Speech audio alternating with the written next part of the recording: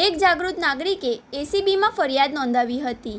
ફરિયાદ મુજબ દહેજની એક ખાનગી કંપનીમાં કામ દરમિયાન એક કર્મચારીનું હાર્ટ એટેકથી મોત થયું હતું. આ મામલે દહેજ પોલીસ સ્ટેશનમાં અકસ્માત મોતનો ગુનો નોંધાયો હતો, જેની તપાસ કિરપાલસિંહ સોલંકી કરી રહ્યા હતા. મૃતકના પરિવારજનોએ ગ્રામ પંચાયતમાંથી મૃત્યુનો દાખલો મેળવવા માટે અકસ્માત મોતની જાહેરાત અને પોસ્ટમોર્ટમ નોટની નકલની જરૂર હતી. આ દસ્તાવેજો આપવા બદલ આરોપી પોલીસ કર્મીને શરૂઆતમાં 1 લાખની લાંચની માંગણી કરી હતી. રકઝકના અંતે 70,000 નક્કી થયા હતા. ફરિયાદી લાંચ આપવા માંગતા ન હોવાથી તેમણે એસીબીનો સંપર્ક કર્યો હતો.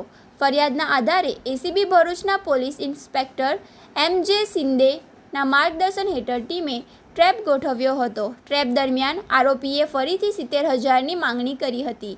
જો કે અંતે 60,000 સ્વીકારતા એસીબીની ટીમે તેને દહેજ પોલીસ સ્ટેશનના વડલા બીટની ચેમ્બરમાંથી રંગે હાથ ઝડપી પાડ્યો હતો. એસીબીએ આરોપી પાસેથી 60,000ની લાંચની રકમ કબજે કરી વધુ કાયદેસરની કાર્યવાહી હાથ ધરી છે.